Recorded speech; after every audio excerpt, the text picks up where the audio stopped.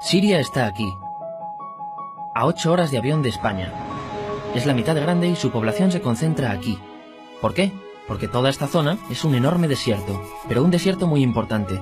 Tiene 1/3 de las reservas de petróleo del mundo y también de gas natural. Según algunos, el nuevo petróleo. Para sacarlo de aquí y llevarlo a Europa, hay que rodear toda esta península y salir por el canal de Suez. Como te puedes imaginar, aquí te cobran. Pero hay otra manera más fácil, la línea recta. El que controle estas tuberías las puede abrir y cerrar, como un grifo. Si no pagas, no hay petróleo, ni gas. Esta región es increíble. La civilización en el planeta empieza en 3 sitios y este es uno de ellos. Mesopotamia, aquí. Sumer, que te sonará menos, pero es donde empieza todo, aquí también. ¿Recuerdas la Torre de Babel de la Biblia? La hicieron estos tíos. Egipto, aquí. Siempre ha sido un punto de contacto entre Oriente y Occidente, dando a Asia salida al Mediterráneo. Quizá por eso aquí nacen las principales religiones monoteístas, el judaísmo, el cristianismo y el islam. El islam es el último que llega y de hecho acoge a las 2 anteriores. Adán, Noé, Moisés, Jesucristo son considerados profetas islámicos. Bueno, al grano. Como la zona es brutal, todos han querido controlarla y siempre ha estado dentro de algún imperio. Los persas, los griegos, los romanos. El imperio romano termina partiéndose en 2 y finalmente solo sobrevive esto. Ahora es cuando la última religión monoteísta, el Islam, construye su propio imperio. ¿Te acuerdas de las cruzadas?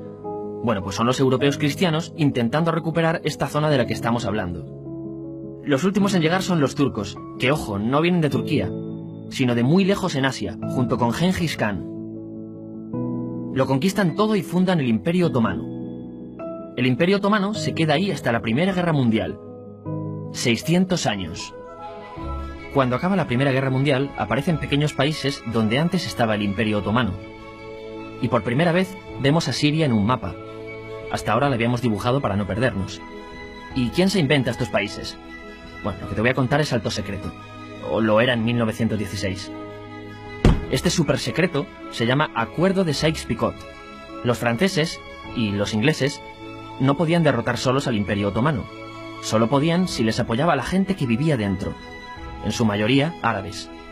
¿Cómo se los ganaron? Pues les prometieron la Gran Arabia, un país solo para ellos. El único problema es que era un timo. Antes de seguir, recuerda una cosa. Los árabes son un pueblo, pero no una religión. O sea, un árabe puede ser musulmán, puede ser cristiano, y antes del Islam parece que hubo tribus árabes con tradiciones judías.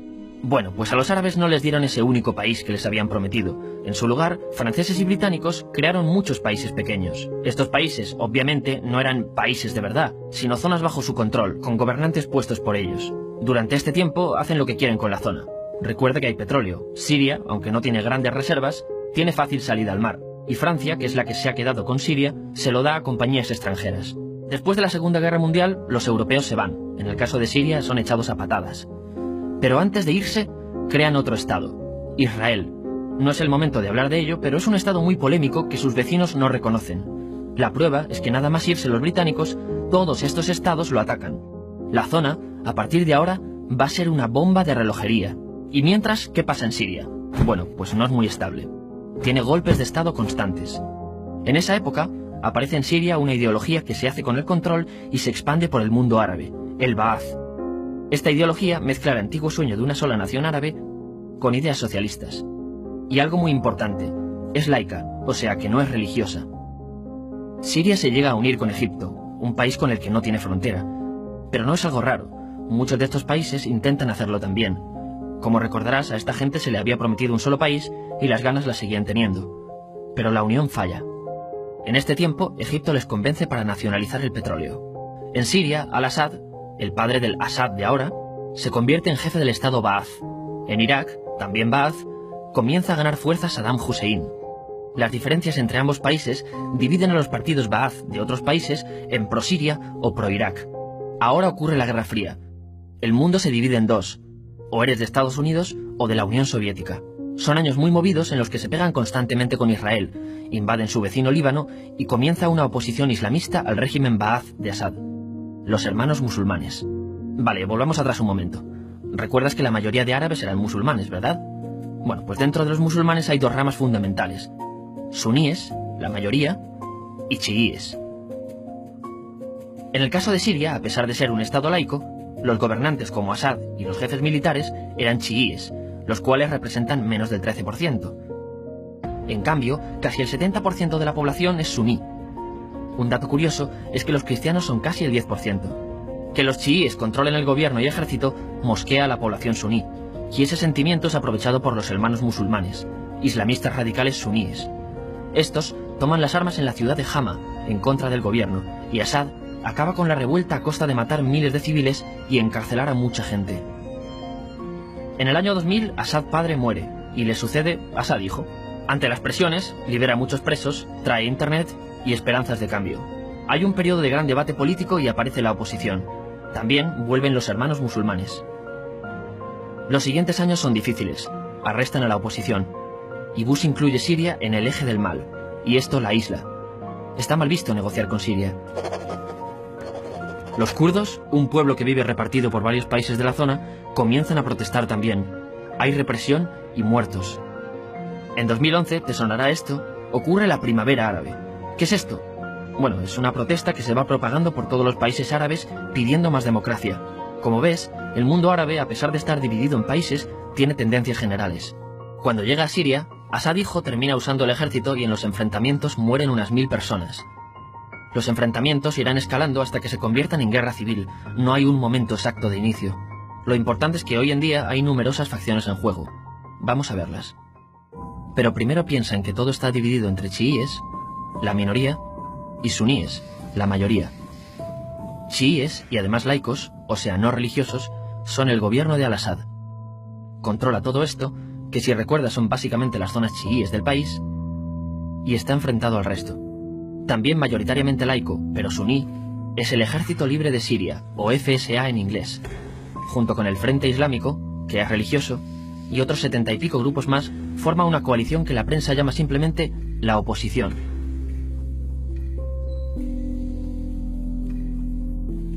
También suníes e islamistas, pero radicales, son Al-Nusra, llamados Al-Qaeda en Siria porque son básicamente eso, Al-Qaeda en Siria.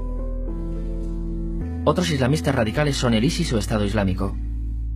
Salen de Al-Qaeda en Irak, controlan la mayor parte de Siria e Irak y se han hecho famosos por sus atrocidades.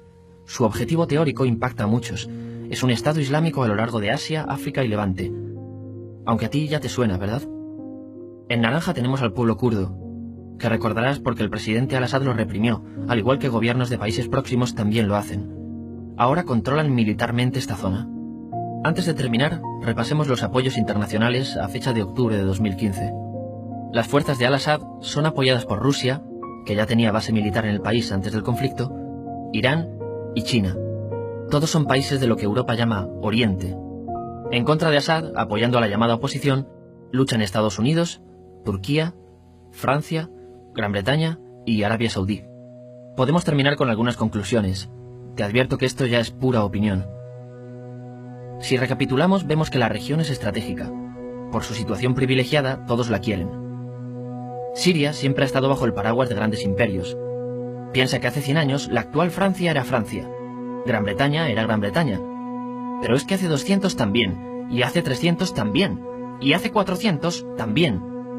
En cambio, Siria solo es Siria desde hace menos de 100 años, y solo se gobierna a sí misma desde hace poco más de 50.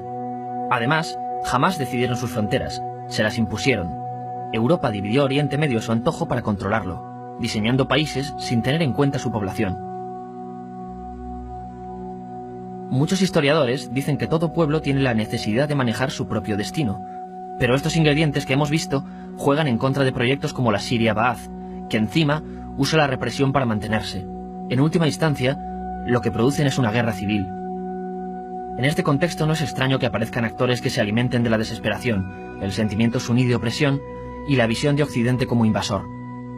ISIS usa la identidad árabe y la mitología de antiguos imperios. Cuando quieras entender el presente, pregúntate, ¿y el pasado?